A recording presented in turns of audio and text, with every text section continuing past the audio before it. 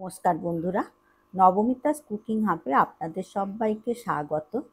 বন্ধুরা, কিভাবে দোকানের মতো মিষ্টি দই বানাতে হয় সেটাই আমি আজকে করে দেখাবো এই ভিডিওতে। প্লিজ বন্ধুরা, আপনারা পুরো ভিডিওটা দেখবেন, আর যদি ভালো লাগে লাইক শেয়ার কমেন্ট করবেন, আর সাবস্ক্রাইব করে আমার পাশে থাকবেন। চলুন দেখে নেওয়া যাক আজকের এই রেসিপিটি। মিষ্টি দই বানানোর জন্য সবার প্রথমের কাজ হলো টক দইয়ের জলটা ঝরিয়ে নেওয়া। আমি 1 কিলো দুধের মিষ্টি দই বানাবো, তার জন্য আমি 1 বাটি টক দই নিয়ে নিয়েছি। এটা প্রায় 200 গ্রাম হবে, কি আর একটু বেশি হবে।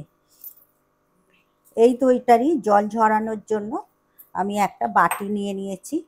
এই বাটির মধ্যে একটা ছাঁকনি দেব, আর এই ছাঁকনির মধ্যে একটা পাতলা সুতির কাপড় দেব, দিয়ে এর মধ্যে টক দইটা দিয়ে দেব।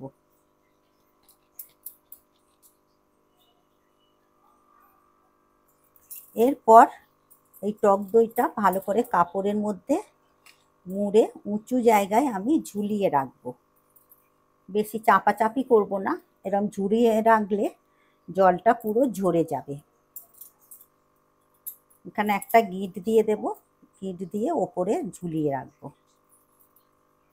এইভাবে আমি 1 ঘন্টা উঁচুতে ঝুলিয়ে রেখে দেব, তাতে টক দইয়ের জলটা প্রায় অনেকটাই ঝরে যাবে।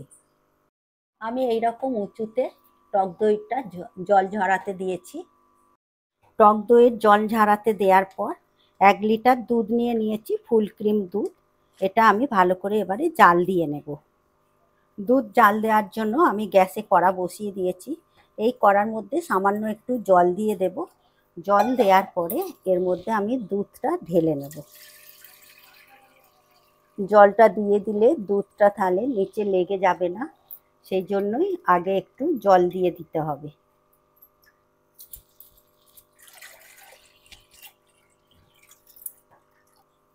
দুধটা এবারে ভালো করে আমি জাল দিয়ে নেব।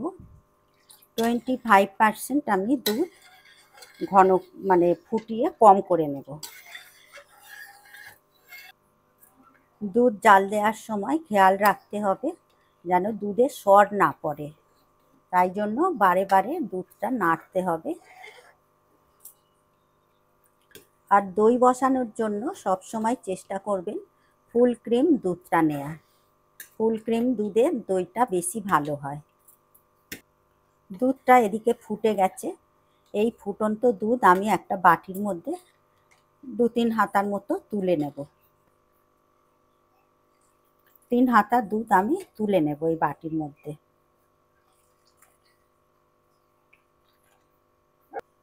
এই দুধটা হাত ছোঁয়া ঠান্ডা করে নেব।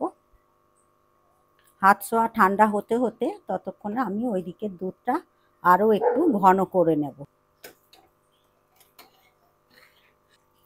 দেখুন বন্ধুরা, দুধটা এইভাবেই অনবরত নাড়তে হবে, না নাড়লে দুধের মধ্যে একটা সর পড়ে যাবে, তাতে দইটা ভালো হবে না।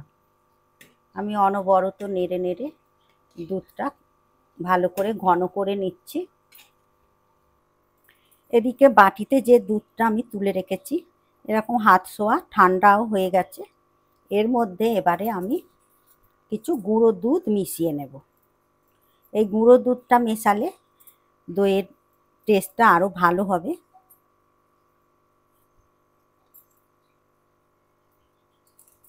মেশানোর পর দুধটা ভালো করে গুলে নেব। গুঁড়ো দুধটা ভালো করে মেশানো হয়ে গেছে এই দুধের সাথে। এবারে আমি এই দুধটা এই দুধের মধ্যে ঢেলে দেব। ঢেলে দিয়ে এই দুধের সাথে আরও ভালো করে দুধটা জাল দিয়ে নেব। এইভাবে গুঁড়ো দুধটা মিশিয়ে নিলে দইয়ের টেস্টটা খুব ভালো লাগবে। আরও একটু দুধটা ভালো করে জাল দিয়ে নেব। বেশ ঘন হয়ে গেছে দুধটা। এদিকে জাল দিয়ে দিয়ে আমি 25% দুধ কমিয়ে নিয়েছি মোটামুটিভাবে। এবারে আমি এই দুধটা পাশের গ্যাসে নামিয়ে রেখে দেব। এরপর আমি মিষ্টির জন্য চিনি নিয়ে নিয়েছি। এই চিনিটাই আমি ক্যারামেল করে নেব। ক্যারামেল করার জন্য আমি গ্যাসে একটা আলাদা কড়া বসিয়ে দিয়েছি। এই কড়ার মধ্যে আমি চিনিটা ঢেলে দেব। গ্যাসের ফ্লেমটা আমি একদম লো করে দিয়েছি, দিয়ে চিনিটা কড়াতে দিয়ে বসিয়ে রেখেছি। ওদিকে ক্যারামেলটা হতে হতে এদিকে দুধটাও এইভাবে আমি ঠান্ডা করে নেব। বারে বারে নেড়ে নেড়ে ক্যারামেলটা একটু আমি নেড়ে দেব।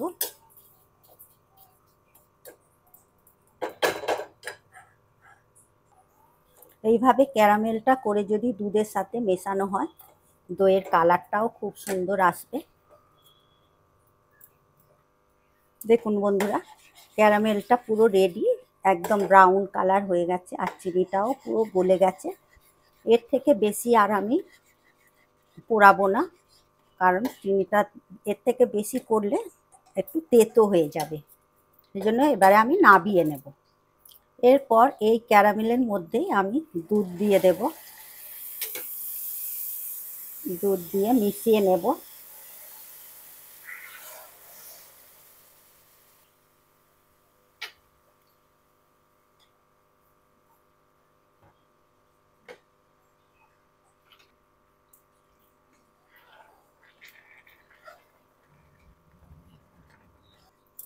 ক্যারামেল করে নিয়ে দুধের সাথে হাফ দুধের সাথে মিশিয়ে নিয়েছি।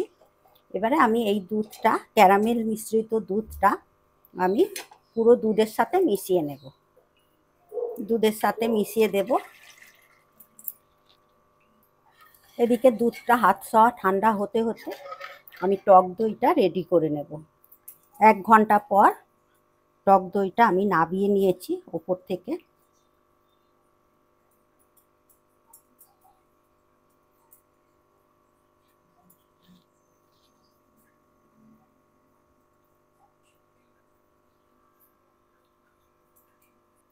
এরপর টক দইটা ভালো করে চামচ দিয়ে ঘেঁটে নেব।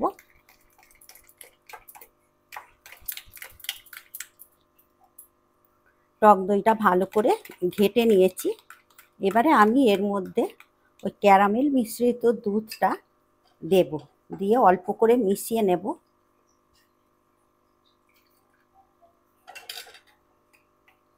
টক দইয়ের সাথে ভালো করে মিশিয়ে নেব। আরও 1 হাতা দিয়ে দেব। আরও 1 হাতা দিয়ে দেব, দিয়ে টক দইয়ের সাথে ভালো করে মিশিয়ে নেব।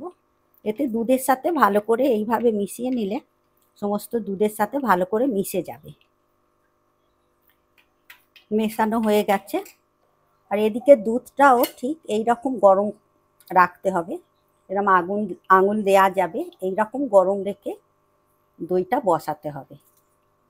এরপর এর মধ্যে টক দই মেশানো দুধটা ঢেলে দেব।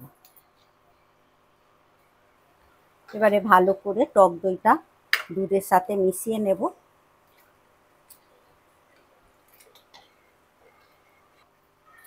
টক দইটা দুধের সাথে বেশ ভালো করে মেশানো হয়ে গেছে। এবারে আমি দইটা বসাবো। আমি মাটির হাঁড়ি নিয়ে নিয়েছি, এতেই দইটা বসাবো। আপনারা মাটির হাঁড়ি কেন, কাঁচের বাটি কিংবা পাথরের বাটিতেও বসাতে পারেন। এইভাবে আমি এবারে দইটা দিয়ে দেব।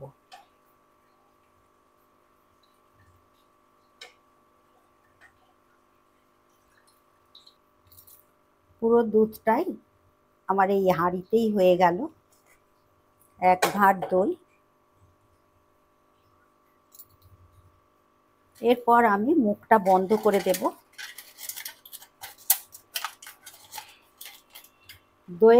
দইয়ের ভাঁড়টা নড়ছে বলে আমি একটা কাঁচের বাটির মধ্যে দইয়ের ভাঁড়টা বসিয়েছি। এইভাবেই বসিয়ে রাখবো, না হলে দইটা সমানভাবে বসবে না। এরপর আমি একটা গরম কাপড় এতে জড়িয়ে দেব। জড়িয়ে আমি ভালো করে রেখে দেব। 8 থেকে 10 ঘন্টা এইভাবে আমি রেখে দেব। তারপরে আমি আপনাদের খুলে দেখাবো। 10 ঘন্টা পরে ফিরে এলাম। এবারে আমি দইয়ের ভাঁড়টা খুলে দেখে নেব। কীরকম কি দইটা বসেছে।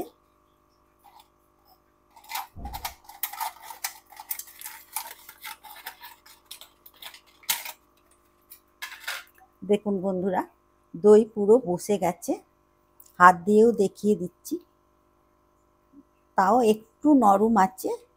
এবারে এরপরে আমি যদি ফ্রিজে বসাই, ফ্রিজে রাখি, তখন আবার এই দইটা আরও চাপ হয়ে বসে যাবে। এরপর আমি চামচ দিয়ে কেটে তুলে দেখাচ্ছি দইটা কিভাবে বসেছে। দেখুন বন্ধুরা, একটা বাটির মধ্যে নিয়ে নেব।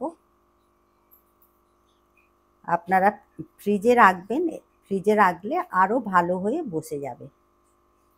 এরপরেও আমি আর একটাও কথা বলে দিই, অনেকের দই বসে না, তখন না বসলে আপনারা গরম জল বসাবেন একটা হাঁড়ির মধ্যে। ওই হাঁড়ির মধ্যে দইয়ের ভাঁড়টা বসিয়ে দেবেন, 10 থেকে 15 মিনিট ওইভাবে রেখে দেবেন, তারপরে দই ঠিক বসে যাবে। বন্ধুরা, আমার আজকের এই মিষ্টি দইয়ের রেসিপি আপনাদের কেমন লাগলো অবশ্যই কমেন্ট করবেন, আর যদি ভালো লাগে লাইক শেয়ার করবেন, আর সাবস্ক্রাইব করার অনুরোধ রইল। আপনারা সুস্থ থাকবেন, ভালো থাকবেন। আবার আসছি অন্য কোনো রেসিপি নিয়ে। ধন্যবাদ।